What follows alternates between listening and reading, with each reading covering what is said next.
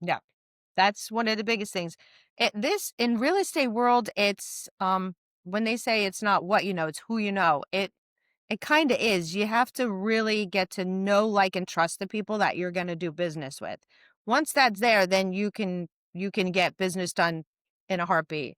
Like, I've literally talked to somebody and I was like just joking when I got came across a townhouse that I wanted to flip.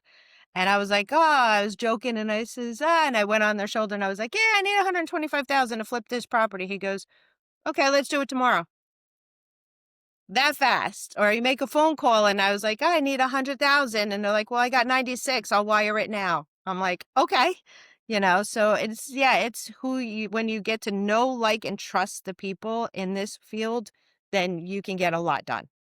Thanks for joining us for today's Real Estate Pros Show. You can learn more about the amazing benefits of the Investor Fuel Mastermind community, including surrounding yourself with hundreds of other rock stars, 100% financing for your deals, and members-only discounts from vendors you're likely already using that, as a member of Investor Fuel, will save you more than the cost of your membership.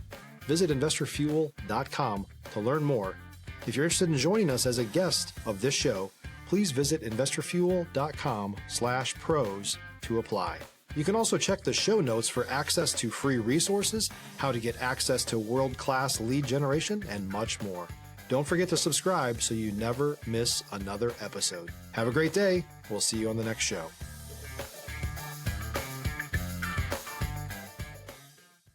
Property insurance for real estate investors doesn't have to be difficult, but it does need to be there to protect you when you need it. MyInvestorInsurance.com not only provides insurance at 15 to 30% cheaper than traditional agencies, it's built specifically for real estate investors like you.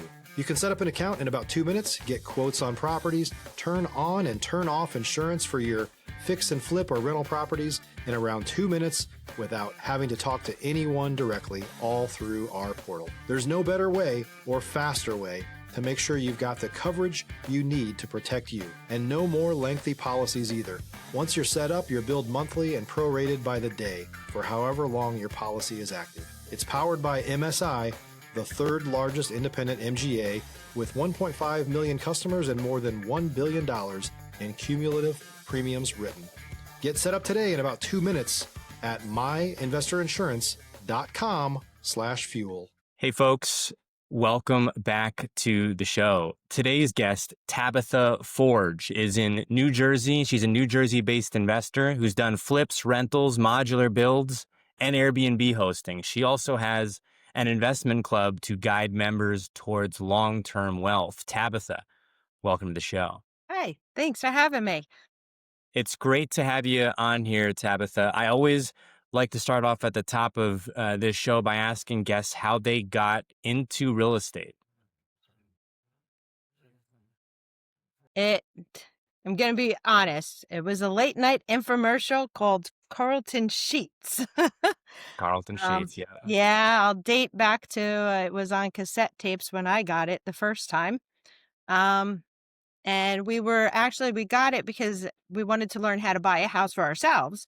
But then we were like, "Oh, wait a minute, this is kind of intriguing. So let's see what happens." So we were in Florida at the time and we started looking around at places, and then Hurricane Andrew came.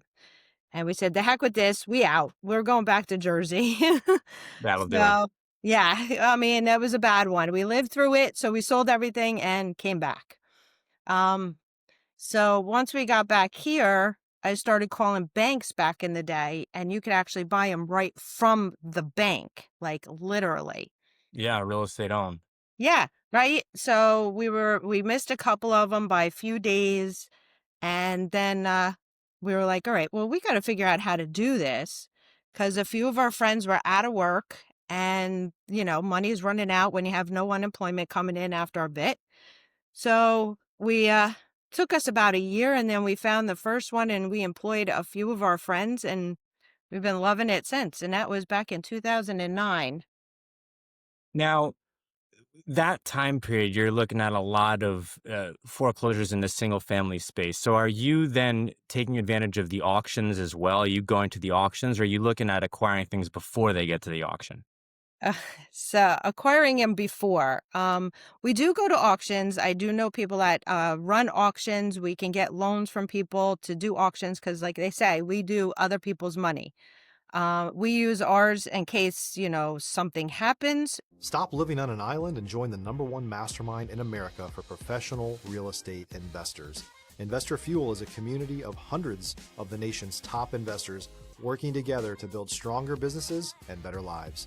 In addition to the amazing community of real estate investors acting as a board of advisors for one another, Investor Fuel members have access to 100% funding on purchase and repairs for our members only, a health insurance program, and benefits and discounts that more than pays for the membership of most of our members, meaning it's actually costing you money to not be a member of Investor Fuel. If you're looking to scale your business and build a business that allows you to live the life of your dreams, please visit investorfuel.com today and book a call with our team. Then we take ours and get our investors' money out so that way we could always reuse it to make our money back. But when I first started, I was like, oh, go to auctions. They're kind of scary when you're just getting started, especially when Yeah. you're the only woman in the room. Like, I am not kidding. The only woman in the room. And it got even a little scarier because they really become intimidating because I'm like a small person. I mean, these guys are big guys too. So, Maybe using yeah. some physical stature to bully you around. I want to talk about the setup of the auction. So I'm a Texas licensed realtor, right? So whenever I think of the auction, I'm thinking of outside of a county courthouse rattling off, different addresses, but also you might have uh, what seems like maybe an attorney or someone representing the uh, uh, person who has the debt, even on the side, maybe just rattling off a quick auction for that specific property. What's the format like in New Jersey? Is it in front of a courthouse? Is it a bunch of people? Is it multiple different areas? It's quite a few different ones. All right, so you can go to like I've done Middlesex, Monmouth, Ocean, Somerset. I've gone to quite a few around my counties around here. There you can do them at the sheriff's department. They have some where you sit there. They have some that are at a hotel, just like you said. They'll be up front. There'll be somebody that's representing the bank. We have somebody that I guess they represent the realtors because they have their license and they buy them back for the bank. Then they have the guys that are bidding on them. Then we've gone to where they say courthouse steps. They've actually held them at Right. properties. So we were on the steps of the property. So you got to tour the property before you put your bids in from the sheriff's sales and you have them there. And there's some of them they've auctioned off maybe 5 different properties or so at that address. Like they'll be at the address, they'll auction off the one, but they'll do 4 others that are locally around that area. Those are always fun. I like those. Right, right. It sounds like a little bit of a different format, but there's some similarities. I do want to pivot and ask you about that time period, though. So you're talking about peak financial crisis, mayhem, right? Yeah. Uh, at the time you were getting in, were you aware that this was such a great time, but were you also aware that, hey, this, isn't going to last forever as far as distressed property acquisition? No, we're brand spanking new. We basically were just starting investing and said, "Hey, our friends are out of work. Let's just do this. Let's make a business out of, hanging out with friends and doing something that we like." And it's so funny because one was a HVAC, one did plumbing and HVAC, and the other was a handyman. He was great, and we still work till today together on different projects, and the other is electrician. So it kind of, and the one was actually in our wedding, and we're married 35 years now. So that's how long we've been together and worked together with the one. Hey, Um, that's a good partner to have when you need to get some maintenance done. I want to ask you about the Airbnb space because I think, especially outside looking in, Airbnb seems like a great way to host people, to make some extra money, and then also to have your design influences, put out into the world. It can be a great thing, but also there's a lot of tricky aspects that come with. If you're looking for consistent, high-quality leads, look no further than Investor Machine. Investor Machine isn't just another agency, it's the most sophisticated, data-driven lead generation company on the planet for real estate investors, and serves the role of being not just a lead generator for your business, but a marketing partner that is helping you achieve your goals along the way. Go to investormachine.com to learn more and schedule a call with our team today.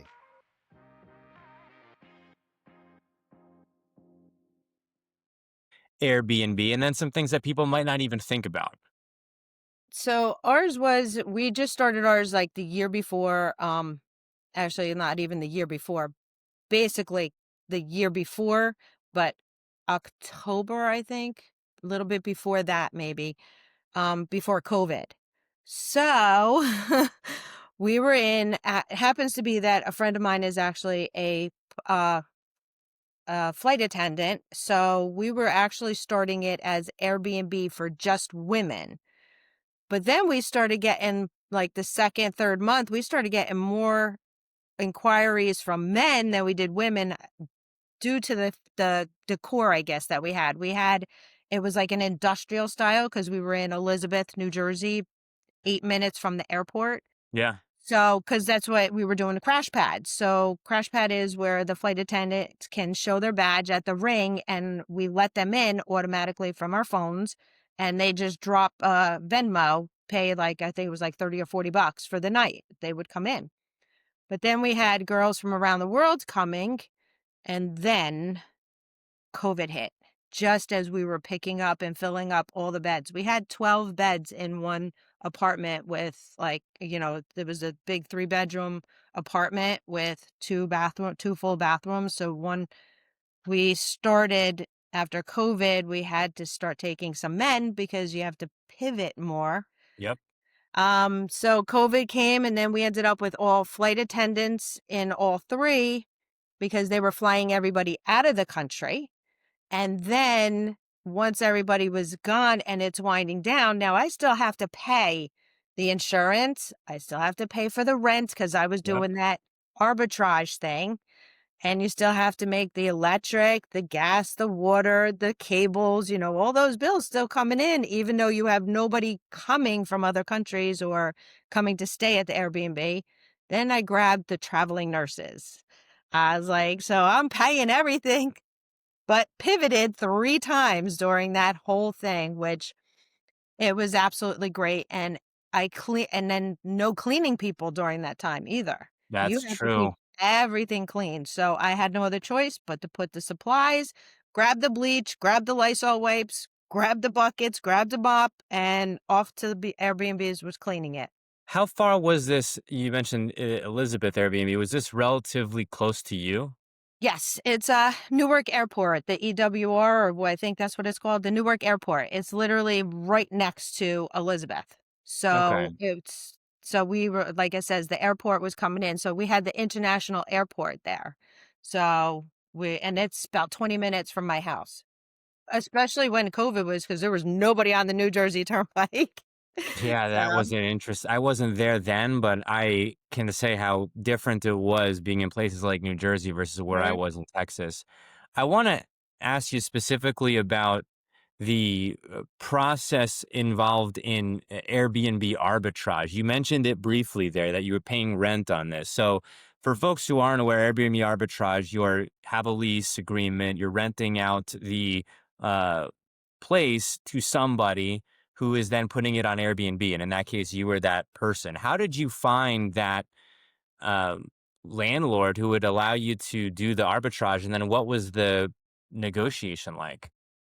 Well, we actually went and answered an ad that she wanted renting, and we went and we sat down and kind of broke bread with the couple. So we sat with them and explained to them, showed them the contracts, showed them how they were protected, and that this is what the insurance is going to cover everything.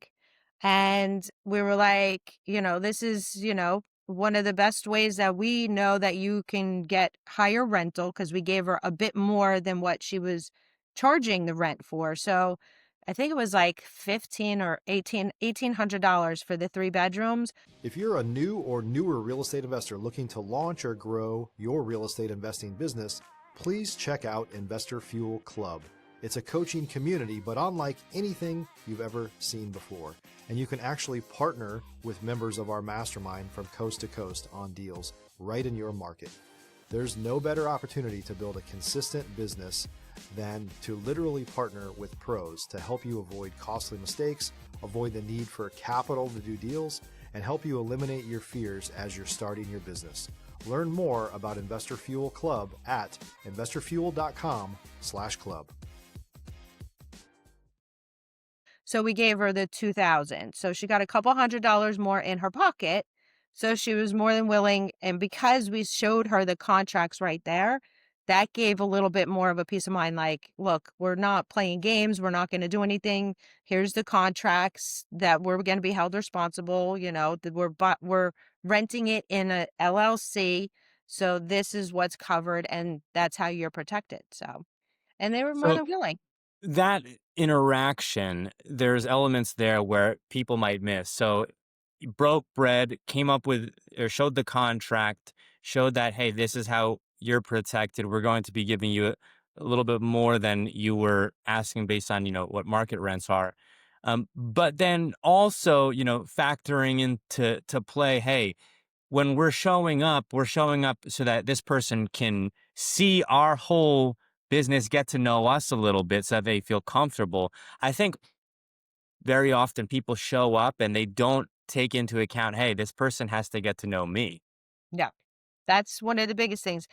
This in real estate world, it's when they say it's not what you know, it's who you know. It kind of is. You have to really get to know, like, and trust the people that you're going to do business with.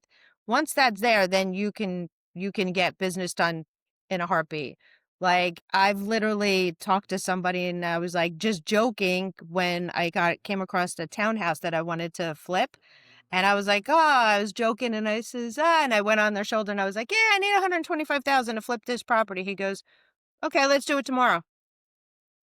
That fast. Or you make a phone call and I was like, I need 100,000. And they're like, well, I got 96. I'll wire it now. I'm like, okay. So it's when you get to know, like, and trust the people in this field, then you can get a lot done. Some of the other deals that you've been involved in, you've done, full remodels, flips, right? Properties that are heavily distressed, fire damage, right? When you're looking at some of these more heavily distressed properties, like, even fire damage, for instance, right? It's a different approach than when you're looking at, a light cosmetic rehab and, better finishings. Yes. That actually the first burnout was we went from a 2,800 square foot to 48 because the person we found out was a hoarder back then.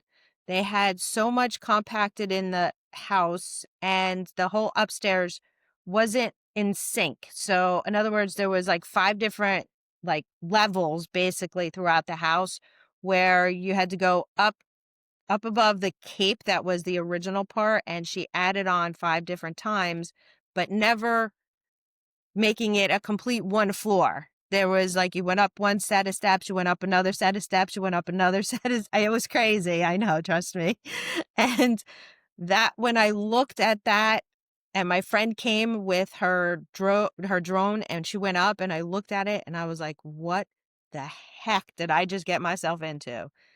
Because you have to completely engulf everything in the house when it comes to fire damage with the kills, so that it gets rid of the smell, but majority of it doesn't go away.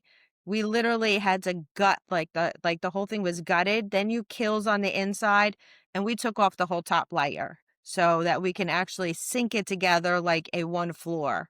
um so that's one of the things when it comes to like the fire damage. Yeah. And if you happen to have I just want to tell you this quick story. So if you have gas, I actually called the PSE&G and I said, there's smells like there's gas coming out of the pipes, but it's supposed to be turned off. Can you double check that you turned this off to this address? It happened to be a linger in there, but the fire guys came. I had 4 fire trucks, 3 PSE&Gs, 4 sets of cops, and 2 detectives to this address. And then I couldn't get them to leave because they were intrigued at what we'd have done at that point where all the fire damage was like done and we had a floor on and they were watching everything getting worked on. The whole So, scene. make sure when you call PSE&G, Hey, that's tax dollars at work. I'll take it. you're ready for a party. Now, when we talk about, the degree of these flips, right? So you'll have varying degrees, whether you're going for, rental grade, people refer to rental grade. When you think of Airbnb, I think of it's really got to be HGTV level in many cases. Do you have a set template, if you will, when you're looking at flips? Is each one different? Yes, and the areas too. So like New Jersey, you'll have like the middle class area. So you want to, we put everything up to standards, above builder's grade because we create homes for people. It's just that in less um salary wise, we give them the same quality. Um but it's a little bit more reasonable priced. So when we go to like Princeton, because I know a lot of people know Princeton area, which is where that big fire damaged property was, um, a little bit upgrade. So it's the same, but not, if you understand. Yeah. And when we're doing like the rehabs, we'll look at the middle class. I'll be like, all right, it's a 1,500 square foot house for somebody like me, the construction worker that comes in. I want a nice home that's safe to live in. So if it's, say, a full gut job, I know how to calculate it by like say 55 to 70 per square foot, through the whole inside. And I know that's what I'll be able to buy at. Then when I go to the bigger one, I have to put maybe a nicer chandeliers in, nicer lighting, maybe a little bit more higher quality flooring type thing, but still hardwood to hardwood, but same but different basically. So, Little bit of differences, but maybe some of the same overall flow. I want yes. to pivot and ask you about the community that you have as well. So you have a investing community for folks who are looking at building, long-term wealth in real estate out there in New Jersey. Tell me how that community got started. Wow. Wow. We started going to all the different I'd say real estate clubs in the area. We got to know pretty much everybody. I was what they call the go-to girl. So I knew pretty much everybody around the area, what they do. Because first thing I always ask is, what's your name and what do you do and how can I help you? So I kind of got to know what everybody was doing and looking for and what they needed. And I kept introducing people to other people so that they could do business together. So I was like, all right, well, then my husband, he was at all the same things. And there was an opportunity with another real estate group where we were doing a subgroup for them in our area. Long story short, things happened. We told them that we can no longer do this with you guys. And we decided, well, he decided, I got thrown into it. He decided he wanted to start up a group, and it happened to be on Meetup. There was one that was being sold, and it had like 147 members, and that was it. And it was online members. So he bought it, and then we ended up deciding to keep the club going the same night in the same location because it happened to be a friend of ours was the manager of the place at the time. So we kept the room and kept the same thing, but changed the name, and Central New Jersey Real Estate Investment Group was born. These investment groups are tremendous. I got started in real estate wholesaling. And the first group that I had went to was through a Texas RIA event, Phil Grove, who you know, I Yeah. believe. Yep. And it's funny because so many people will have differing opinions, but I loved it. My perspective is anytime you're getting real estate people or even people who are aspiring to be real estate people in a room together, you just kind of start looking around at people and you say, oh, this person wants to do something that I'm doing. There's something here. And you just start to make these connections. And it's funny because when we talked a couple weeks ago or whenever it was, we were actually in the same conference about 2 years ago, and we didn't even know it. It was in Addison, Texas, at the Quorum, and it was a big event there. And it was through networks of networks that we were at that event together. I know that's like when they say the world is small, it's really small because I'm over here in Jersey and I met you in Texas. Some of our members now we met at an ultimate partnering event out in Phoenix, and they were actually 15 minutes from our group. So they come to our meetings now. And had to go all the way out to Phoenix to meet her. And yeah, it's really, really getting tinier. We are coming up on time here, Tabitha. Where can folks go to learn more about what you're involved in? Maybe they're interested in the community. Maybe they have a deal they'd like you to look at. How can folks reach out to you? Well, you could Google me. You can find me everywhere. You could Google my name. You can go to CNJREIG.com. You can message us through there. You could go onto our Facebook page, CNJREIG.com. On Facebook, you go to, and if you spell it out, it's Central NJ REIG, what is it? Real Estate Investment Group. So we're on Facebook, LinkedIn, Instagram. You can find us there. Our personal company, because we do flips to veterans here in New Jersey, it's the easiest because it's Diamond in the Rough Properties. You can find us, and it's a little black with a gold diamond. You'll know it's us. Tabitha, thank you again for coming on the show today. Thanks for joining us for today's Real Estate Pros Show. You can learn more about the amazing benefits of the Investor Fuel Mastermind community, including surrounding yourself with hundreds of other rock stars, 100% financing for your deals, and members-only discounts from vendors you're likely already using that, as a member of Investor Fuel, will save you more than the cost of your membership. Visit investorfuel.com to learn more. If you're interested in joining us as a guest of this show, please visit investorfuel.com/pros to apply. You can also check the show notes for access to free resources, how to get access to world-class lead generation, and much more. Don't forget to subscribe so you never miss another episode. Have a great day. We'll see you on the next show.